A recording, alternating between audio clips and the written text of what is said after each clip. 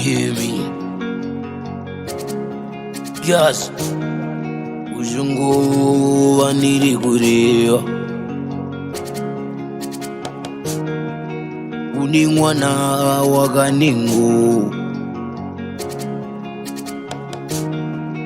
Anurapa sindi umari. Kanengo. Oyo rapavana. Kanengo arapavana. Kanengo arapavana. Vanorwara nezvirwiri zvakasiyana siyana. Arapavana. Yemi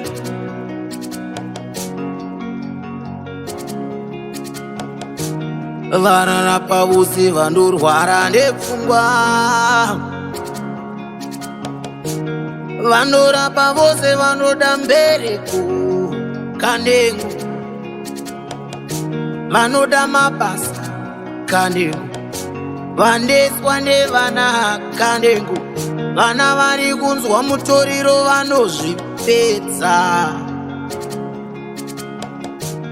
Mzukuru, vatulere nkani yako. Mzukuru ndari kutaura nyaya yako. Basilani. Sorry, Tuangana mwingwani kwa paputi. Ine ndo ndingi kumusha kwangu so. Chakubwesa mpangani atuka ne manje. Ndainga pana nyaya Sekuru Kanengo nyaya yangu yakamira zvakati. Tingona mfana ndibatsira. Kuti ndibatsirwewo zvangu zvifambira. Leo Ora titaura chapuda. Taura rumbi takatumira kunzwa kwauri kuti zvakamira. Oh, okay. Sekuru wangu achikuturikira kuti leo atize. Ndikani mzukuru? Bueno, wabwera? Bueno. Leo atize nkani yako. Taura tinzo nyaya yako. Chinzanduza pano idambudziko reurwere. Ndinorwadziwa side rangu rekuraiti kubva kutsoka kusvika kumusoro. Nekudyiwa pamusana pangu ndinotofamba ndichidyiwa ndichitonzwa kuti pane chinhu chiri kundidya. Zvinhu izvi zvatone makore anosvika 14. Pa 14 years idzodzo ndakatanga ndichiti ndikarara ndikamuka ndinomuka shaya yangu ichirwadza. Ndotoswera zvakadaro mangwana acho ndinomuka yakanyarara. Mangwana acho ndomuka imwezvo yakurwadzawo iye yakambenge ichirwadza inenge yanyarara. Saka zvakatora time zvichidaro ndo rimwe zuva pandakazongomuka side rangu rekuraiti rakurwadza asi ndakati ndatemwa nemusoro risingaiti kuti zvizodaro.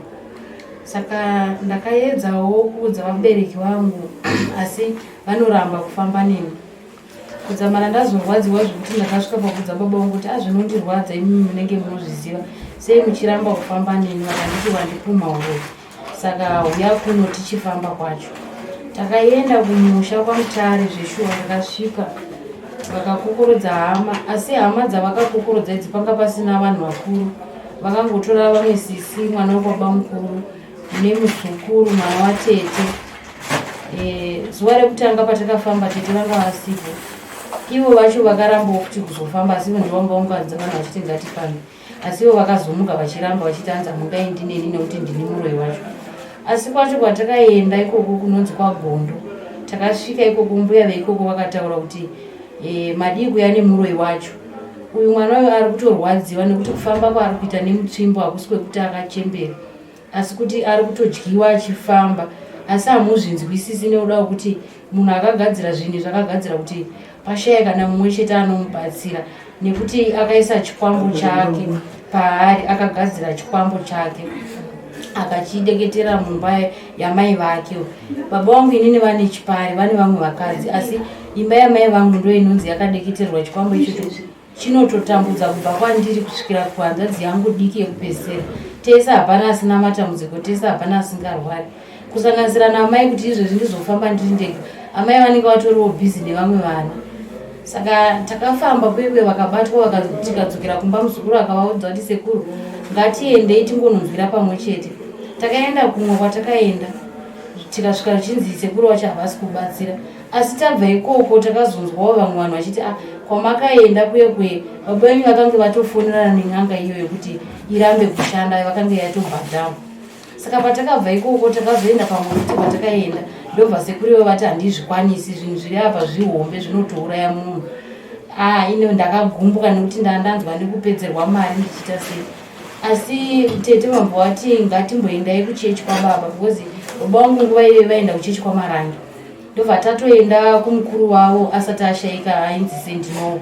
Takasvika tisati tasvika ipapo tatine mota tine rori. Baba vangu akati handida kumboenda ndoda kumbotsauka. Vakaburisa mushonga wakaburisa muhomwe asi ini ndindega ndakazviona vauruma ndakatoudza hanzvadzi yangu ndikati atsano apa hapasina kwatiri kuenda. Zvikanzi ndava ndikati mukuru aruma mushonga hapasina kwatichakwanisa kuenda. For sure hatina kwatakazomboenda nekuti vaya vakati handizvikwanisi vakanga vati director kuno vamwe gogo kuZimbabwean. Saka baba vambo vati anzoni angatimbopfurai nekuchechi kwangu. Tete mbo vati kuti tivarambire azviite sinzi varivo vane mari iri kushanda.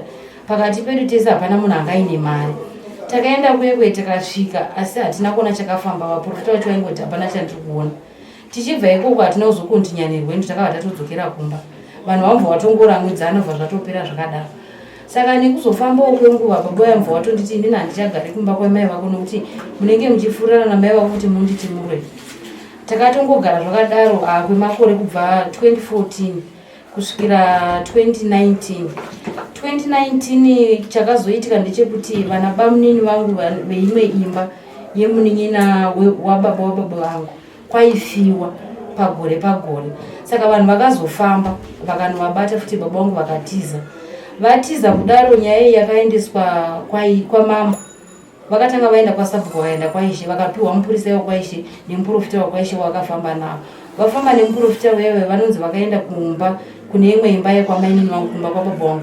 Kukabviswa zvinhu zvakabviswa ikoko kusanganisira vhudzi rakanzi ndere hanzvadzi yangu mwana weimba iya kwaifiwa kwekwe. Akatengaudza baba wake kuti ndamuka ndisina vhudzi rangu rekuzasi asi rakaonekwa arina baba vangu asi vanongozviramba. Vabva ikoko vakaenda kumba kunogara mama vangu inini. Baba vangu vachinzi vane gondo rikanoshaikwa futi kumba ikoko vachinzi hanzi vanga vari viri. Kwaida unotorwa hondwa nenyoka ikoko. Nyoka iya ikanzi yatiza yaenda kutauni yaenda kumba kuHobhouse. Pavakanosvika kuye kuHobhouse muprofita wangu ainaye vakati yatodzokera kuRwandwe kunonzi kwaStoli ndoko vanonzi vakatora zvinhu izvozvo. Baba vangu kuti vachakwanisa kuenda ikoko vakambva vatotiza futi vana bamunini vangu mbva vaenda vega kuRwandwe kwekwe nehanzvadzi dzangu. Mbva vasvika kwaStoli kwekwe mbva vanzi nyoka zveshuwa yasvika. Asi munhu wamuri kuda panapa ndiri kuda Josai nekuti ndiye ndakataurana naye kuuraya. Ende zvinhu izvi akazviita aina baba vangu ende akasiya chikwereti. Saka ndiye handiri kuda kuno kunitori nelist remazita mafiro anga achifanira kuita vanhu family name. Iko zvine zvangapa next ndeAbiel. Saka vakabva ikoko vakatsvaga futi baba. Havana kuzokwanisa kuvawana because baba vangu vatoenda kumapurisa. Vaenda kunoripota nyaya yekuti ndakidnepa ndikatorerwa mombe dzangu nekuti muprofita akavabhadharisa mari vakati handina mari ndokupai mombe. Vanhu vakasungwa zvechokwadi nyaya iyo ikabuda mumanika post. Yabuda mumanika post vakatora time vachingonetsana vachingoenda mumakoti dzamara vanhu vatozozviramwa zvekufamba zvacho vose vanga vapera mari. Saka kubva ipapo inini vakambva vatowedzera garaji neni vachiti iwo ndiunofurira vanhu kuti ngatifambei. Vavadzinga mwana wangu pamba ndikamutora ndikagara naye. Saka kuti ndishande kuti ndikwanise kuzviitira zvinhu ndega handikwanisi. Dzimwe nguva kana nditori kumba ndisiri kuno kwasekuru Kanengo ndiye ndichingodyiwa asi kudyiwa kwacho kunenge kwakasiyana. Ndikara nditori kumba ndikavafonera sekuru ndiri kurwadziwa vakangodaira chete kuti uya kuno marwadzi ayanditowedzera ndinosvika kuno ndisisatombokwanisi zvokuti handitozivi kuti ndoita sei. Saka ndosaka ndakauya kuno kuti nditsvagewo rubatsiro ndigone kubatsirwa. Handiende kubasa murume wangu akashaika. Fees chaiyo inotondinetsai mwana kuti ndibhadhare. Hama dzangu kuti dzikwanisewo kumera neni iko zvine zvakutonetsa. Nekuda kuti bamunini vangu vemudumbu rimwe chete nababa vangu vakambotobhadharirawo mwana wangu school fees. After that vamubhadharira ndofunga pakangoita 2 weeks chete ndobva watotyoka gumba. Matyokera avakaita pane muzukuru mwana watete anga auya kumba achizouya kuzovaona. Pakumuperekedza kwavakaita vakudzoka ndipo vakatosvedza mvua vachikoka. Muzukuru yamvanzwa vachichema ndobva vadzoka mvua vatovasimudza. Vaberekwa nemuzukuru waya vakuti vapinde mumba mvua vasvedza futi mvua vachikoka futi. Saka zvinhu zvinotonetsa hama dzangu kuti dzikwanise kumira neni kana kuti sei vanhu vanenge vakutya kukanganiswa.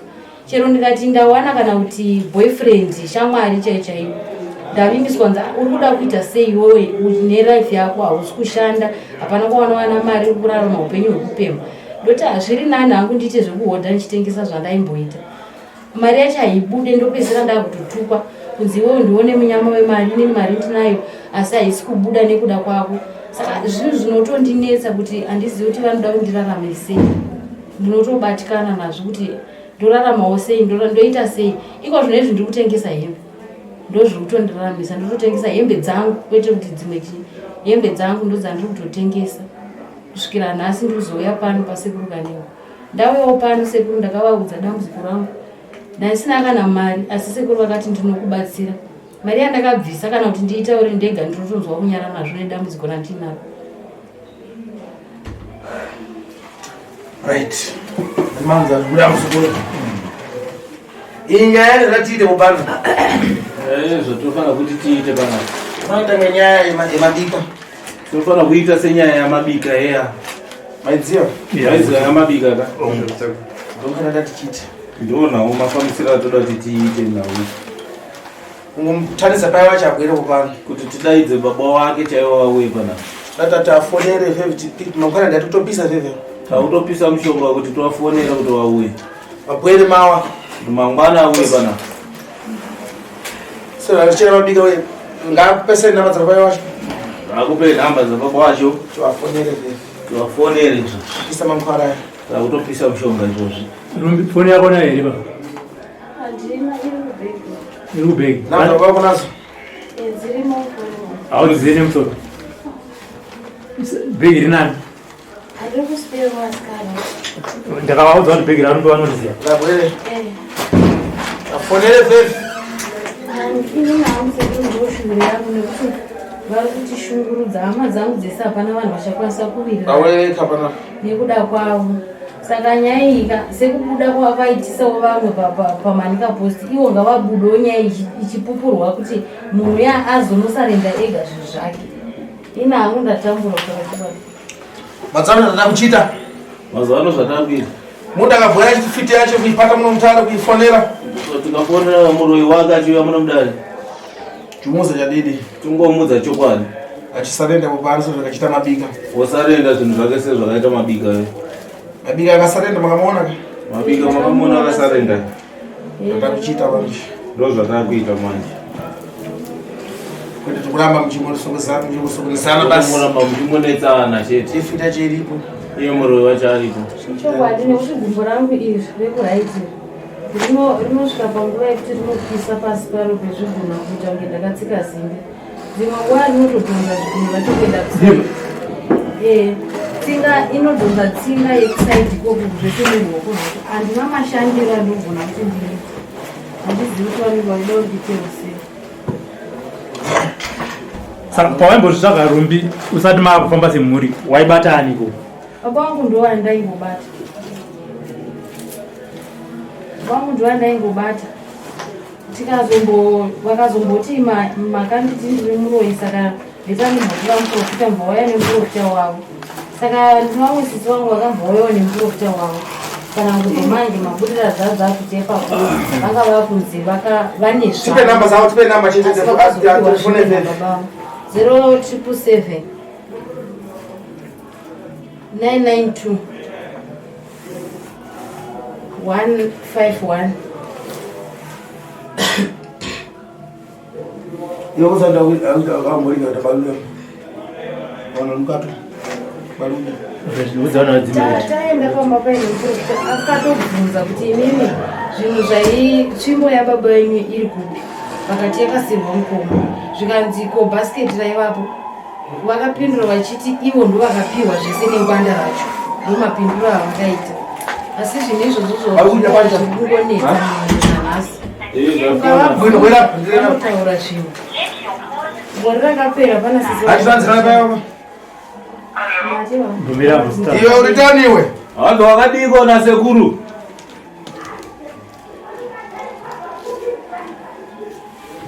Halo? Ando magadi baba. Ando magadiko.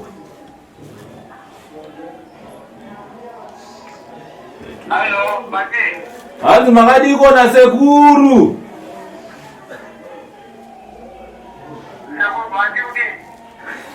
Ando makasimba here.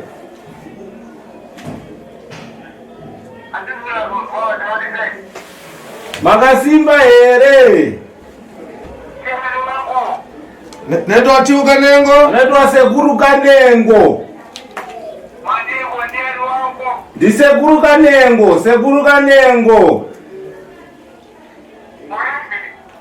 Kwa sidate kwa Harare. Kwa Harare.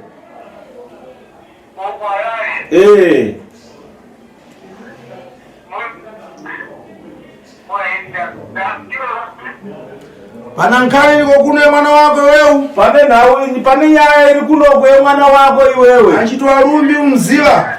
Anaitwa Rumbi unomziva here.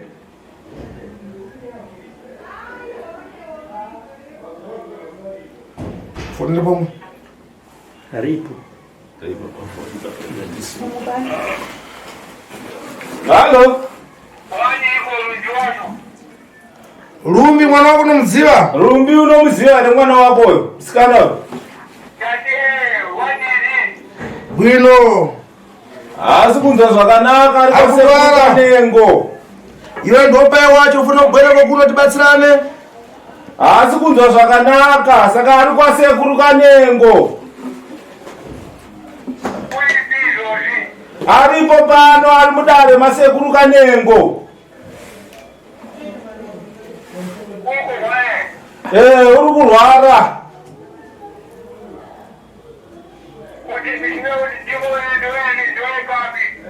Unokwanisa kuya kuno mama here? Unokwanisa here kuya kuno kumangwana ku Harare?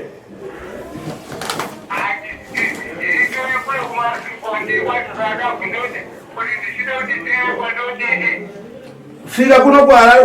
Usvika ku Harare unokwira bhazi upinda mu Harare, ukapinda mu Harare mota dzaSekuru dzinouya dzokutora paunenge wadzikira paroundabout pambudzi.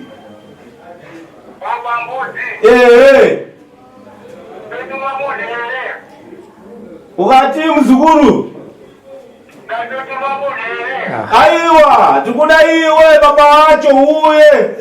Wewe uzomtora kokuno. Uye kuno uzomtora kuno Rumbi ari kurwara asi zviri kuda iwe baba wacho unge uripo.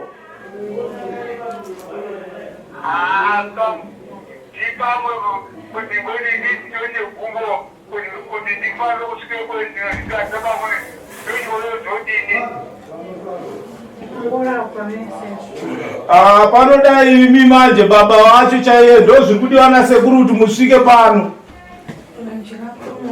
Bozi mwana yada kurapwa baba vake varipo.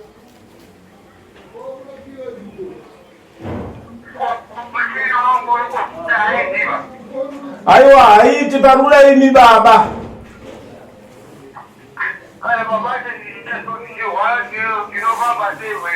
Kwira mkombe uzatengera msidade. Mukangokwira ikoko kuno kukwese kuno kamutambudzike nyaya yetransport. Transport iripo inokutorai panzvimbo pamangodzikira ipapo.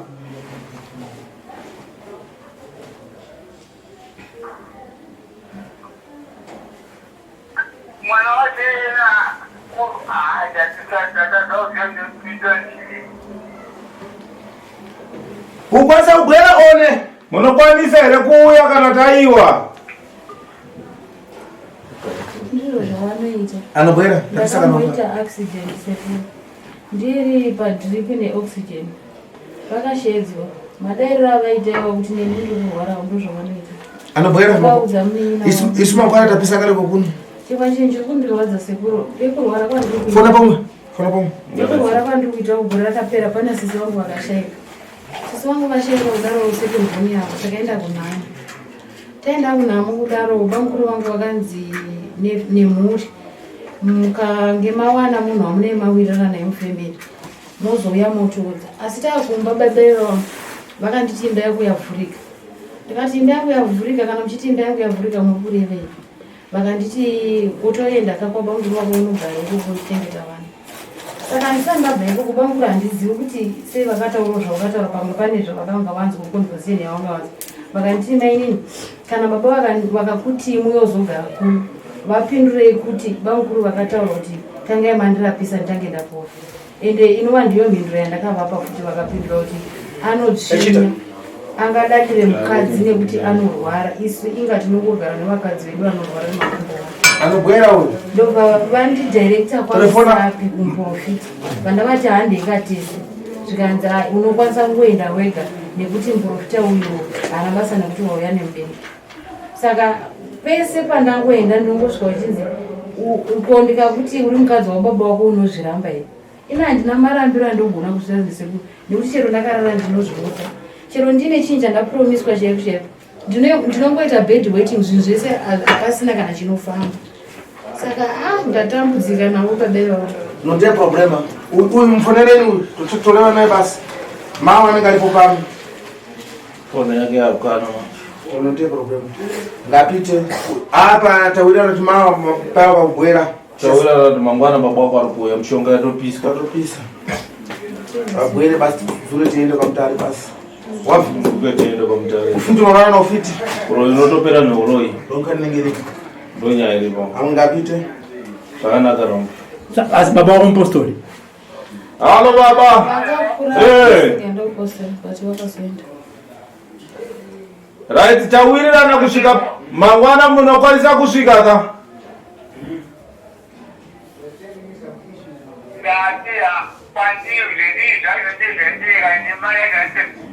tokutumira kobhiri regai tikutumirei mari yekukwirisa kuuya. anabwera kuno wewe akwanise nezvaari situation yaari hatokwanisi kuti auye ikoko.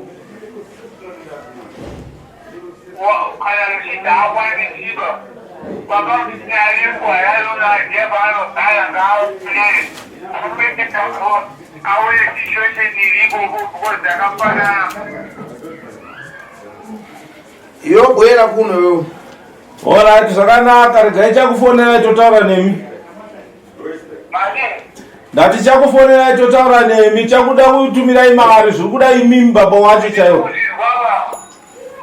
Chakutumira mari iwe. Tokutumirai mari yebhazi muye.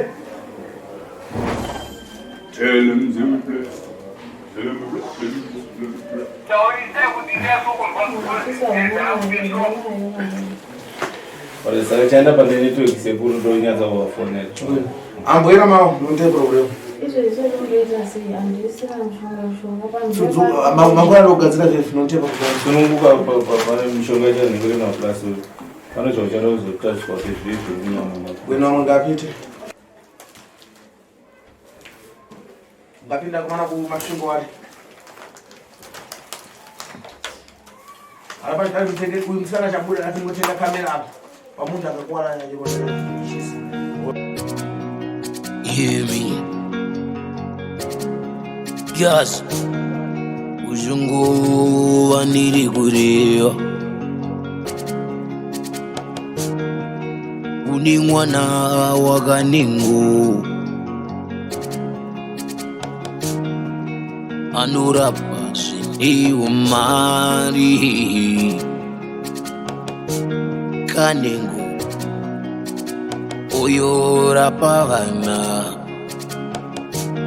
Kanengo arapa vana. Kanengo arapa vana vanorwara nezvirwiri zvakasiyana siyana. Arapa vana. Yemi